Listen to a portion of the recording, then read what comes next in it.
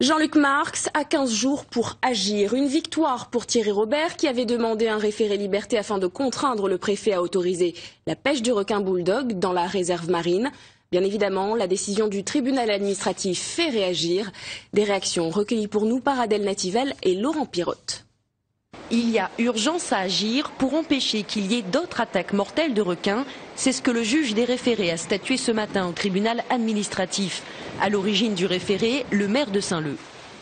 Le juge a sommé le préfet de prendre toutes les dispositions dans un délai de 15 jours pour qu'il n'y ait plus de problème. Alors pas éradiquer le risque, mais en tout cas limiter le risque. La victoire, c'est pas Thierry Robert. La victoire, c'est pour l'économie locale, c'est pour le tourisme.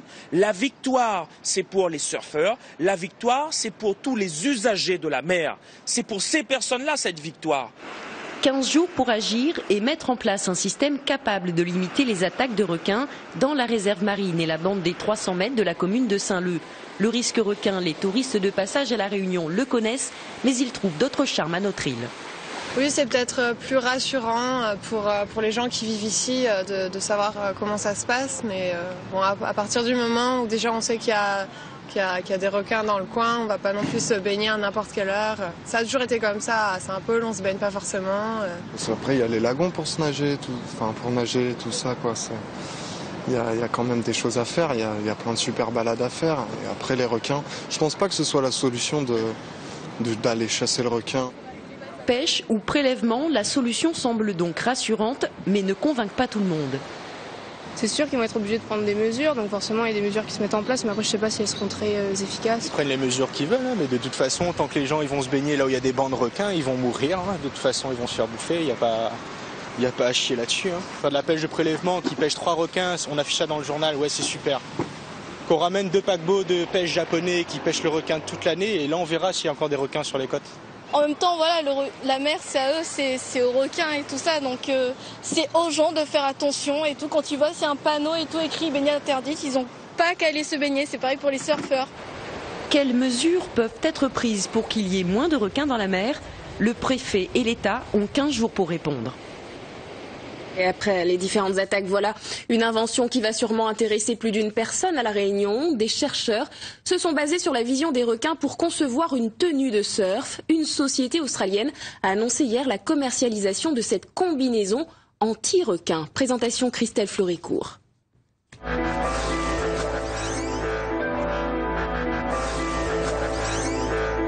Des essais bluffants, les requins rebroussent chemin devant les leurs parés des combinaisons miracles.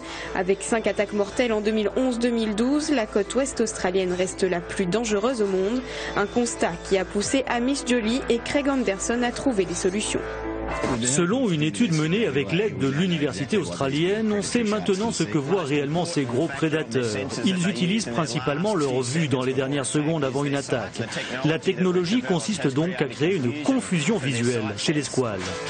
2 ans de recherche ont été nécessaires pour mettre au point ces combinaisons, certes pas très esthétiques, mais censées être efficaces. Le modèle Elude, bleu et blanc, joue sur la perception des couleurs et de la lumière chez les squales. Il va donc cacher le plongeur. Le modèle diverteur, lui, est conçu pour les surfeurs. Il s'inspire d'un animal rayé noir et blanc qui représente une proie non comestible pour les prédateurs et les dissuaderait alors de toute attaque. Sans surveillance ou protection dernier cri comme cette combinaison, difficile pour les surfeurs professionnels de s'entraîner à La Réunion. Depuis les différentes attaques de requins, ils sont nombreux à s'être exilés afin de pouvoir s'entraîner toute l'année. La côte basque est la destination choisie par certains d'entre eux. Henri Elie. Numéro 3 français en 2013, champion d'Europe en 2011, Romain est un professionnel de surf qui a décidé de quitter son île de l'océan Indien à cause de la présence de nombreux requins. La dernière fois que j'ai surfé à La Réunion, c'était en juillet dernier. Et c'est vrai qu'il y avait eu déjà quelques attaques. Donc on était restreint déjà à surfer sur quelques spots seulement. Et du coup, j'ai pas remis un pied chez moi dans l'eau depuis 1 an. Si les surfeurs de haut niveau commencent à renoncer aux spots de Saint-Leu, de l'Ermitage ou encore de Saint-Pierre, certaines familles réunionnaises ont choisi elles aussi de pratiquer leur passion plutôt au Pays Basque. On pouvait faire du surf à La Réunion en toute sécurité et ce n'est plus vraiment le cas aujourd'hui. Donc quand on est mère de famille, on n'a pas envie de voir ses enfants se faire dévorer en pratiquant leur passion. Donc en fait, on est venu en vacances à Osogor. Et on vit avec une peur continuelle. J'attends une seule chose après qu'ils aient surfé, c'est qu'ils me rappellent, me téléphonent en me disant, tout s'est bien passé, on est sorti de l'eau. Il y en a qui ont des garrots aussi. Les gamins, on leur fait ils partent avec des garrots. On leur met un garrot dans la poche. Ouais, voilà. On l'a compris, aujourd'hui le cœur n'y est plus vraiment, y compris du côté des jeunes surfeurs. Je surfe plus trop. Je surfe presque pas même. C'est pas très agréable de surfer quand on pense à tout ça. C'est pas agréable du tout, on profite beaucoup moins. Et on profite pas du tout même. Sur les 13 écoles de surf que comptait La Réunion jusqu'à présent, 3 sont encore en activité. Mais pour combien de temps ?